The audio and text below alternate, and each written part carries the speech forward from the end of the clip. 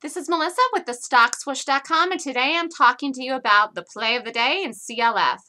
This ended up being a really nice trade today, and it started out in the morning with enormous volume pre-market. Enormous volume pre-market.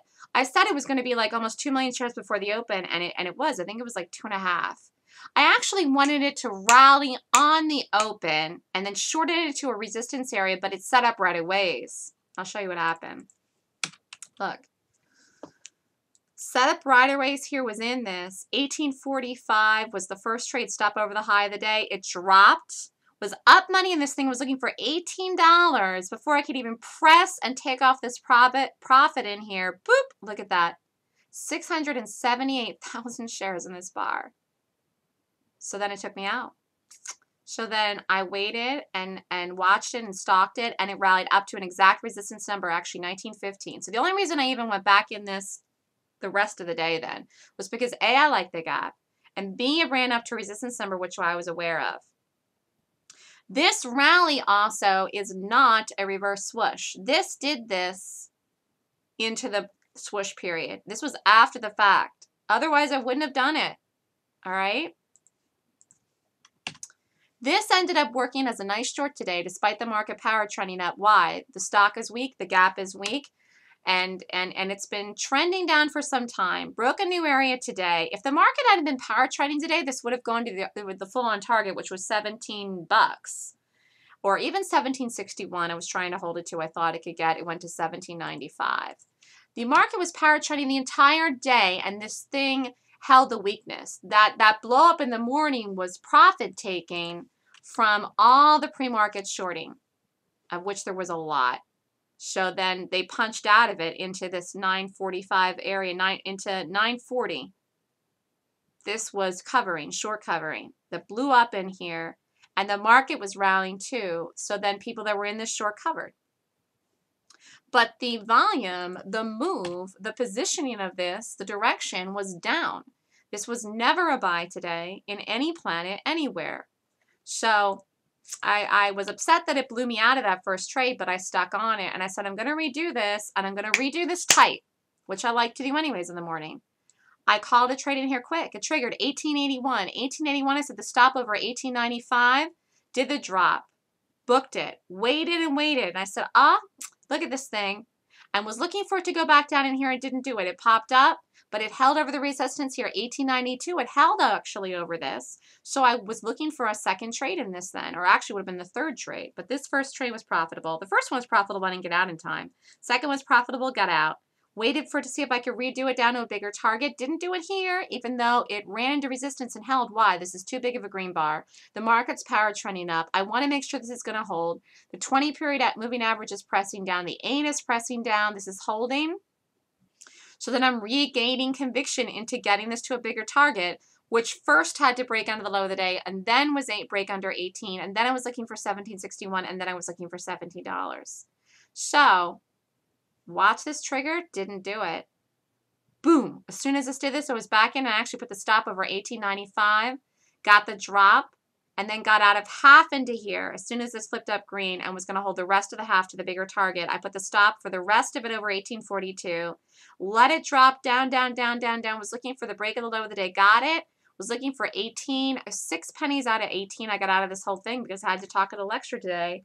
This was 30 minutes before my lecture, and I'm still in this trade. And if I hadn't had to do a talk today, then I would have been in this thing to get this through the break. But I still probably would have been out when it did a double bottom here, 1796, 1795. And I thought the market would come in at some point today and do a 15-minute buy setup, but it didn't do it. It didn't do it. It just power trended up all day. And this stayed weak the whole time, which means it is weak, and it was weak, and it was weak, and it is weak. And it's lower. And this may be lower again tomorrow because of the fact that the overall chart pattern is lower. The market power trended up today. This still held the weakness even with that. And this was not an earnings gap. It was a downgrade. But that's okay. Here's what this did this morning here. Look at all the volume in this morning. Just pushing this, pushing this, pushing this down. Look. Beautiful. Really nice. So you can see even on this, and even let's look at the 30-minute too.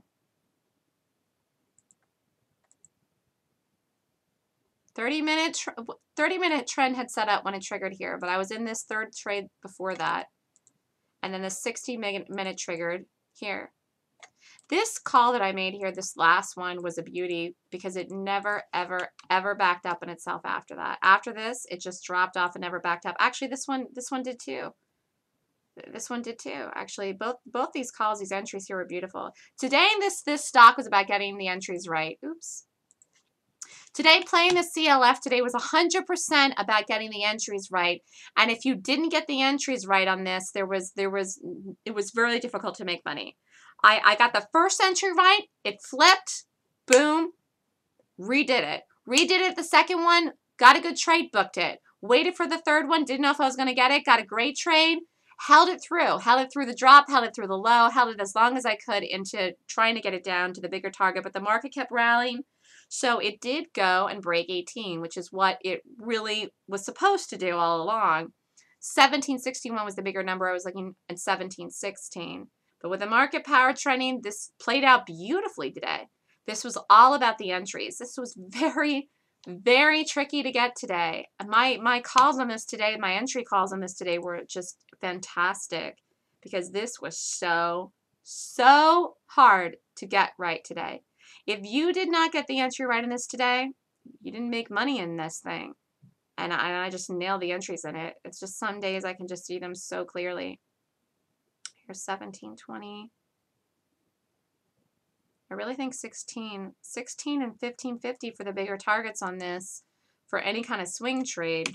Here's the chart. Beautiful. Beautiful, beautiful. Where was the first entry in this? Hold on, let me look. Jeez, this thing is just falling off a cliff. Wow, look. In 2011, 102, this is up to $100. There. Look at that. That gap back there in July. July was the first really good one. Actually, you could have done this one here, but this is a better one. This is a better one here. And it never backed up on itself from this one, or this one, actually. So you could have done either one.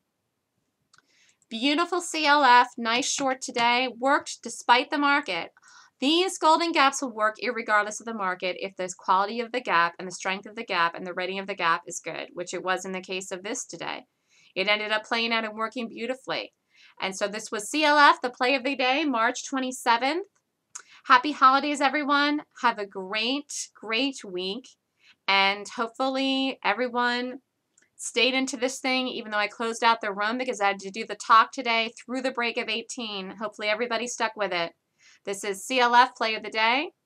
And I'm Melissa with thestockswoosh.com. If you're interested in more information on how to learn and rate and pick and play these gaps, then feel free to email me at melissa@thestockswoosh.com. Thanks and have a great day, everybody.